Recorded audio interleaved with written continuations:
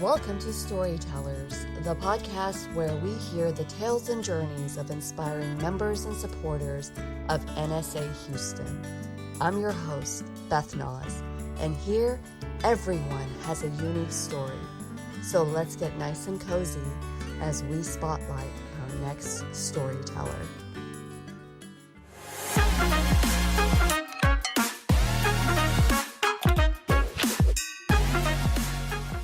Lois, I am thrilled to have you on this episode of Storytellers, and we are actually even more thrilled to have you be our featured guest on October 20th with our chapter. So how are you doing today? I'm great. I've been looking forward to this, Beth, and I'm especially looking forward to my visit to your chapter.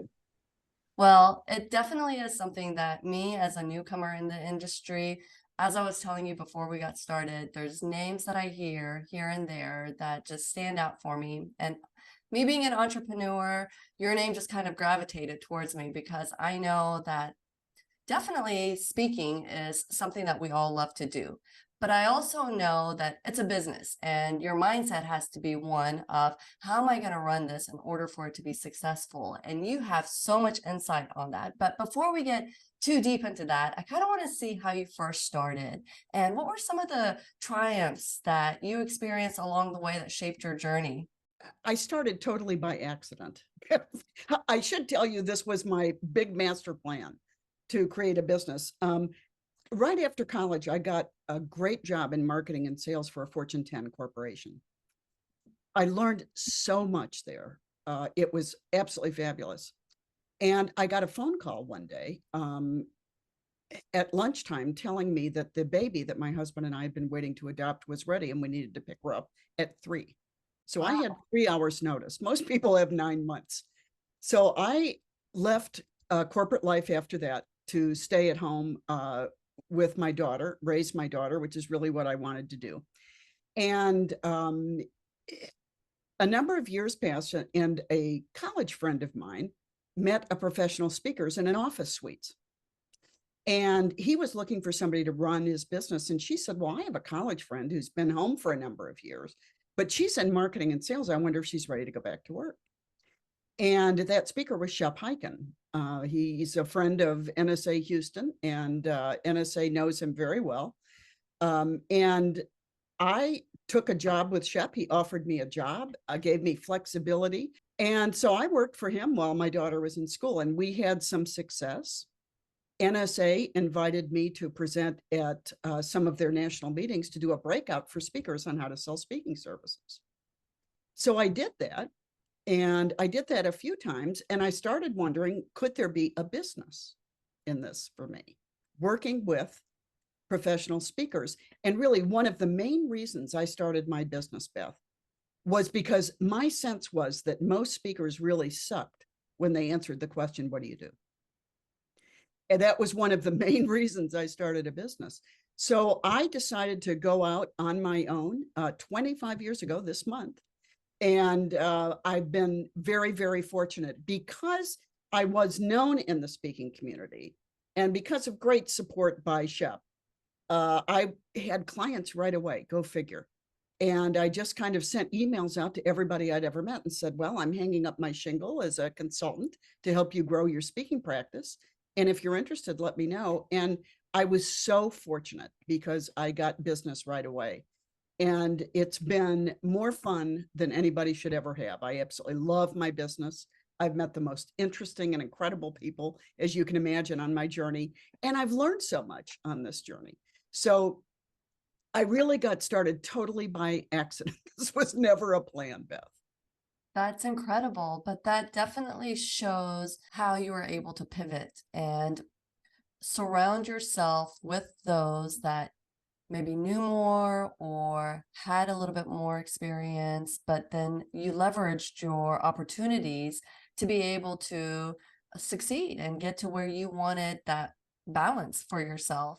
Storytelling, I've learned, is an art, and by now you've mastered it. So how do you believe that storytelling changes and impacts people's lives? I don't think I'm a master storyteller. I think I'm a work in progress. And I think that there are lots of people who are much better at this than I am. Some of them in your chapter that I admire a great deal. Story to me is the biggest difference, Beth, between a public speaker and a professional speaker. To me, the difference is story. Public speakers, when you think about it, stand up in a lecture style format and give you information, where professional speakers have to give you that information, but they have to make that information memorable and entertaining. And the way to do that is through the judicious use of stories. It makes everything have more impact. So I'm a big believer in stories, the power of story and storytelling. And I think that it's important, quite frankly, whether you're a speaker or not a speaker in any line of business, it's a way to draw interest into what you do by telling stories. First of all, I love this point so much because literally 2 days ago, I was talking to one of my team members about it when we were trying to choose hashtags and what hashtags to use. Repeatedly, I saw her using public speaking.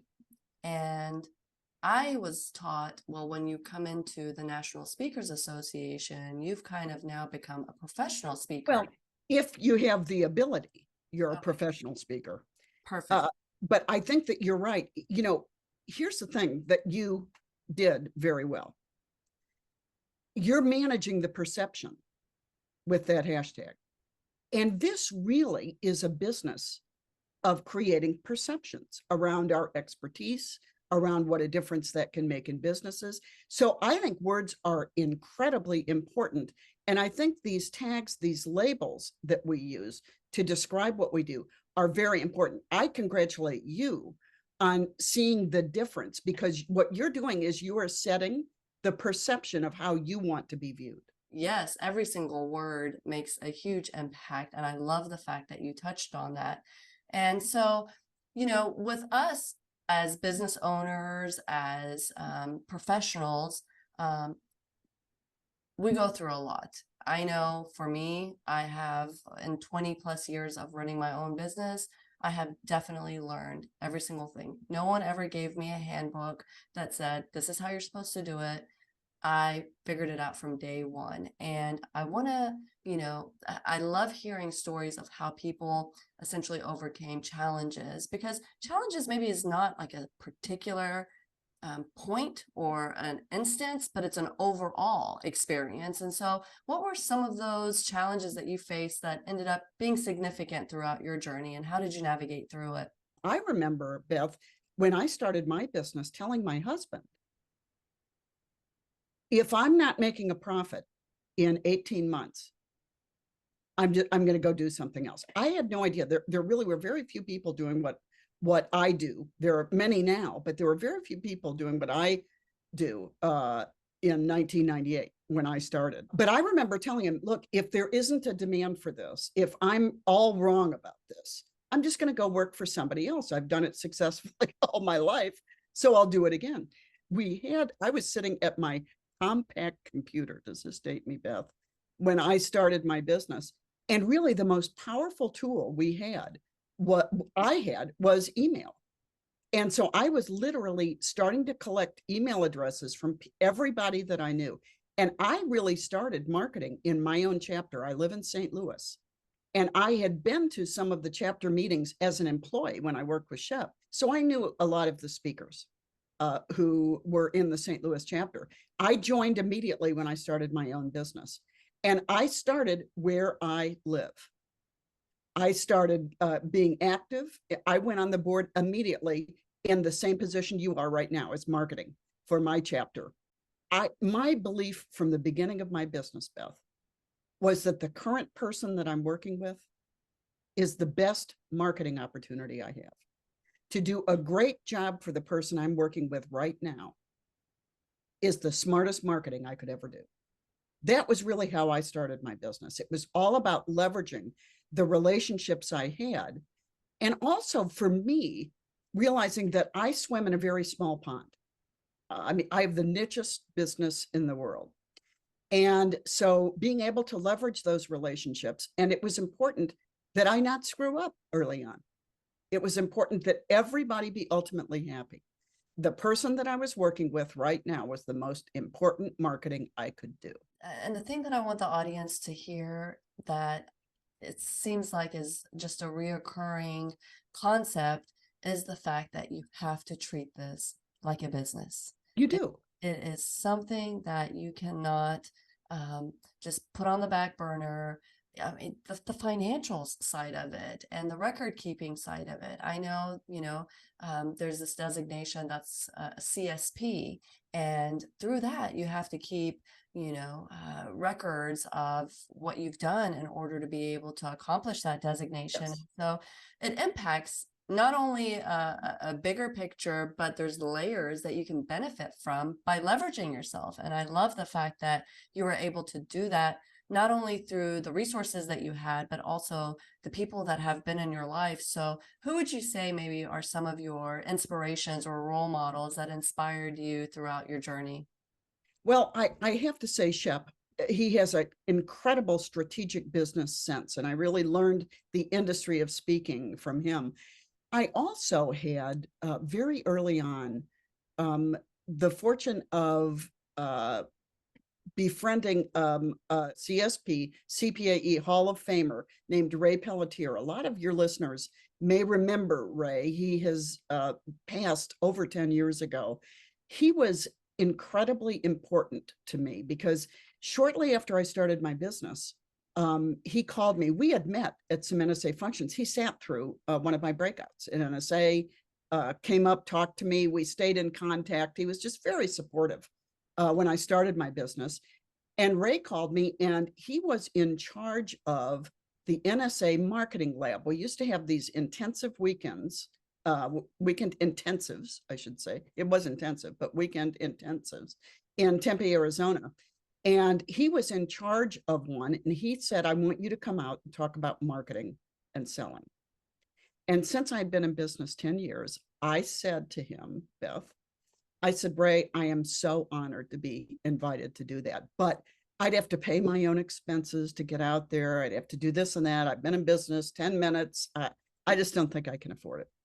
So he said, okay, I'm not going to fill this slot. I want you to think about it for a day and then give me a final answer. So I hung up and I thought, well, I already told him no. And then the more I thought about it, the more I thought, I'm an idiot if I pass this up. They only take about 60 to 70 people on these weekend intensives. So I called Ray back the next day, Beth, and he answered the phone. I said, Ray, it's Lois Creamer. He said, Lois, how are you? And I said, I'm not good. And he said, why aren't you good? I said, someone's been answering my phone claiming to be me, making horrible business decisions on my behalf. I want to come and be faculty at the NSA Center. And he said, it's a very good thing because I'm going to walk around all weekend with my arm around you, telling everybody how smart you are. And I ended up doing that. I ended up getting my first invitation to a chapter because of this. And I walked away selling 3 of my 2-day consulting programs because I did it. So sometimes we might not be the best strategic thinkers at all times. I almost made a horrible mistake. But I was able to think about it. It also really, something I learned, Beth, from this was don't make a snap decision. Tell someone I need to think about that and get back to you. And Ray gave me the grace of 24 hours to reconsider. And because he did that, and because I did reconsider, it gave me incredible lift to my business early on. So I was always grateful to Ray Pelletier seeing in me what I really couldn't see in myself at that point. He was an incredible mentor, friend, and colleague. That's so inspiring. And what's even more inspiring is the fact that you pushed yourself out of your comfort zone and you took that risk. Because in life, I think, and even as business owners, some of the decisions that we make limit our own abilities because of our own limits that we put on ourselves. Yes. And you did not let that become something that roadblocked you, but instead it fueled you alternatively. And another thing that I keep on hearing, and I want everyone to, who's listening, who's watching, understand this one element that's so important, and it's to get involved. It's to become part of something to where you extend yourself. And when you extend yourself, it extends the opportunities to you by the people who you get to meet, the experience you get to hear, and the opportunities that you get to share. And, right now we have Eric Aroka and Mike Lejeune, who are leading our Speakers Academy for our local Yes. chapter. And I know that you've served on the national committees and have been active in most Speakers Academies. What are your thoughts about Speakers Academy, and how do you think it benefits the membership? Well, listen, I am a huge believer in speaker academies. A speaker academy gives speakers the ability to fast track their success because you have access to a depth of information that you will not get as quickly as you will in a speakers academy. That's been the experience of the people who've gone through our academy in St. Louis.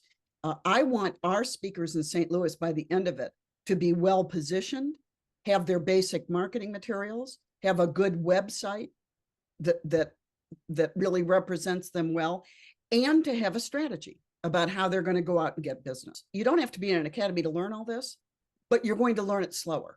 I believe in being active in NSA chapters for a number of reasons. One of the biggest reasons is this can be a very lonely business. Most of us are solopreneurs. And you can feel like you're on an island at times. I think having a community, I think chapters are where we get the community within National Speakers Association. Even though there might not be a chapter in your city where some of these viewers are living, we can join chapters virtually now. This has been a boon, I think, for people in the speaking industry. You can now develop that community and you can access the expertise of others easily monthly through virtual meetings. So some of the things that COVID took away from our industry, and as difficult of a time as it was, and a time of great loss for many, we gained some in the speaking industry. We gained perseverance. We gained another way of presenting, like you and I are doing today.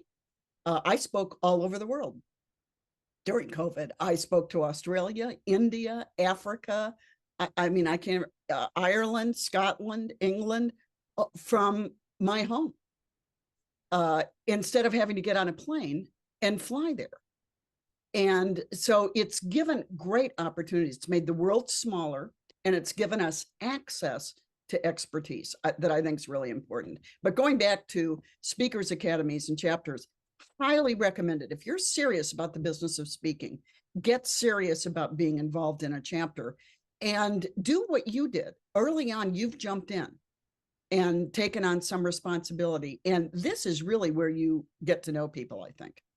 My motto in life is do it and prove it. So I was willing to jump in, and I figured if there are things that we can do as a membership to bring value to our audience, it definitely is worthwhile. But in reality of it, it indirectly is helping me be able to meet people like you and have these type of intimate conversations that, again, give me leverage and give me the ability to learn and see different perspectives. And I know, being still new to the industry, I have heard the terms of Speakers Academy, and then there was CSP that you and I touched on, which is Certified Speaking Professional. What are Yes. your thoughts on that? This is the only earned designation in the professional speaking world, in the industry. And I think that if people are serious about making this their career, start tracking your engagements.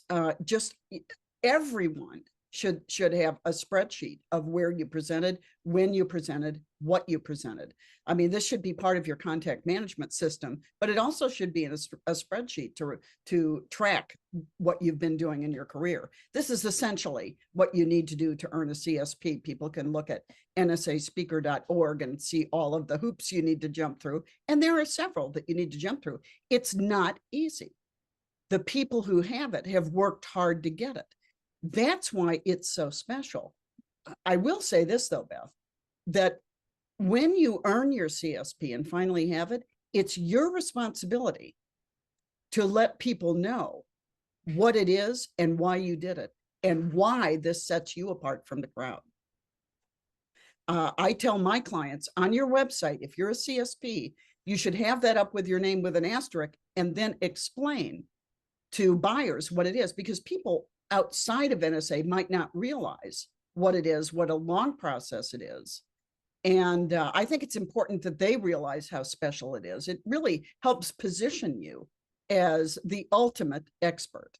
I love the fact that there are these tools within our organizations, not only on a national level, but more on a local level to where we can get it just as long as we have the willingness to reach for it.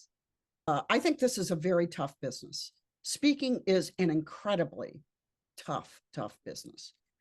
It's a business where you have to spend money to make money.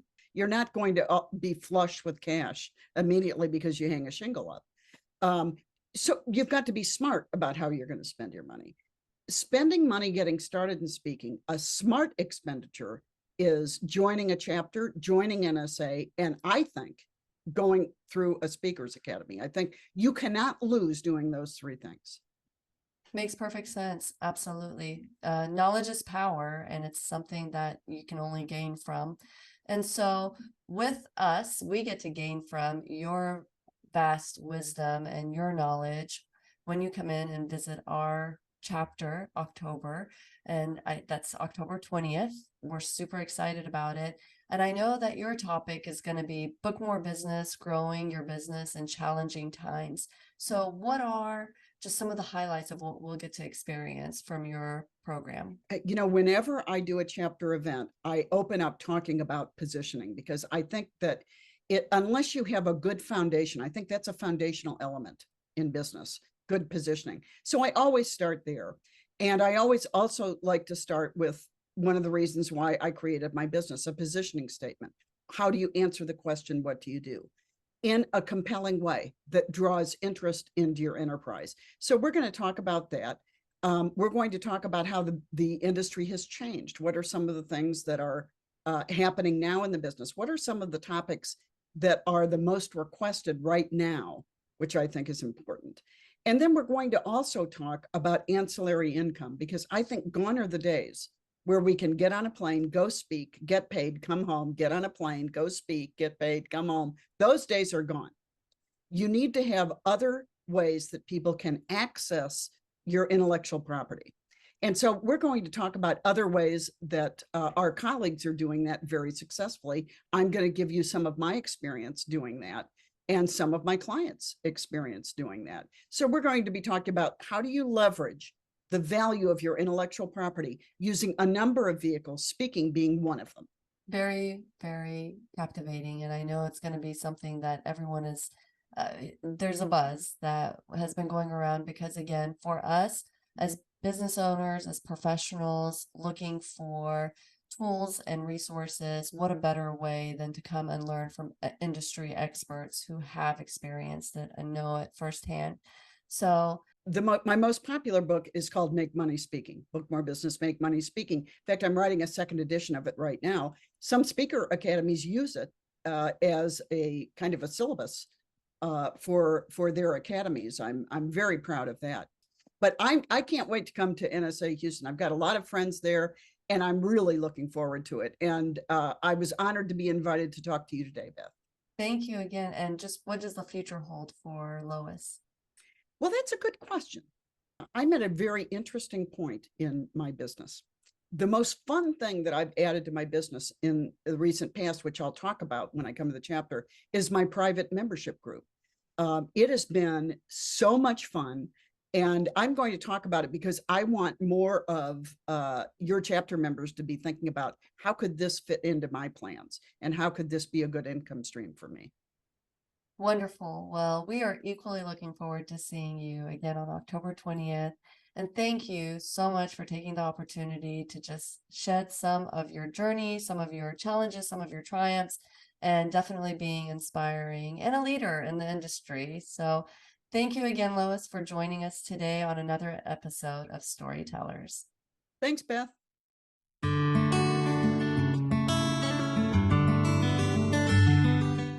Lois, I am thrilled to have you on this episode of Storytellers, and we are actually even more thrilled to have you be our featured guest on October 20th with our chapter. So, how are you doing today? I'm great. I've been looking forward to this, Beth, and I'm especially looking forward to my visit to your Oh, chapter. well, it definitely is something that me, as a newcomer in the industry, as I was telling you before we got started, there's names that I hear here and there that just stand out for me. And me being an entrepreneur, your name just kind of gravitated towards me because I know that definitely speaking is something that we all love to do. But I also know that it's a business and your mindset has to be one of how am I going to run this in order for it to be successful? And you have so much insight on that. But before we get too deep into that, I kind of want to see how you first started and what were some of the triumphs that you experienced along the way that shaped your journey?